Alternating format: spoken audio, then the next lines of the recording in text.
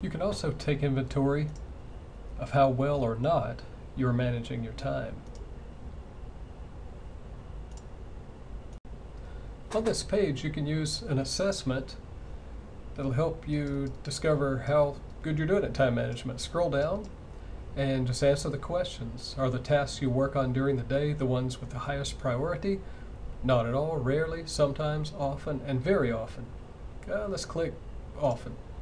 Do you find yourself completing tasks at the last minute or asking for extensions? Often. So continue on in this way, answering all of the questions. And when you finish, you'll be able to see an inventory. So on this example, a score of 44, I go into score interpretation and see that I fall on the you're good at sometimes, but there's room for improvement elsewhere category. It says focus on the serious issues below and you'll most likely find that work becomes much less stressful, or school becomes much less stressful. Scroll down and you can read these tips. On goal setting, it tells what questions relate to goal setting, gives my score 10 out of 20, and some tips for improving my goal setting ability with links to click.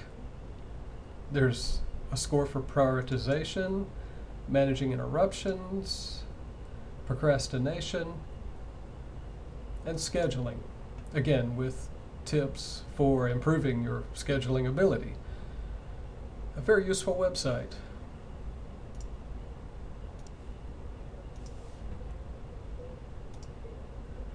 Second tip is to schedule the main things so you can get your stuff done.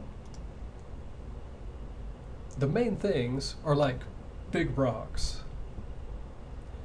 You want to put them in the jar first. To get a better feel for this, there's a website that can be helpful. This article details an activity one college instructor did with the class.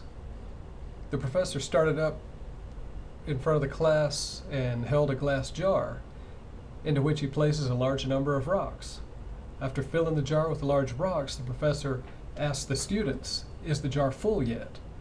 Most of the class said, "Sure." Then he reached into his pocket and pulled out a number of smaller rocks and put them into the jar with the big rocks. He said, "Is the jar full yet?" Class said, "Yes." From the other pocket, the professor pulls out a bag of sand and fills the jar. The sand fills the gaps between the big and small rocks. Again, he asks, "Is the jar full yet?" Some of the class is a little guarded now. They say, "Yeah, it's full."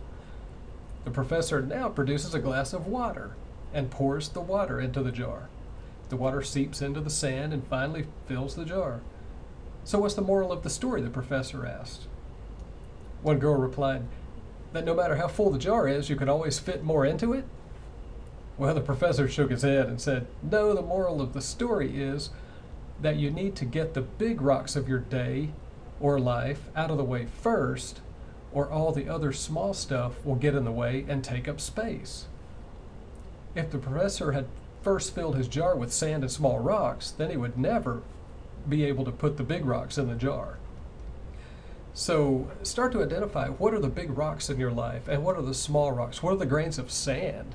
Is checking your email or text messages those grains of sand that are eating up time from your day, stealing time from your big tasks or your big rocks? What's important to you? It's a good time to take inventory and start to think of what are the big rocks in your life. What do you want to fill up the jar of your day with?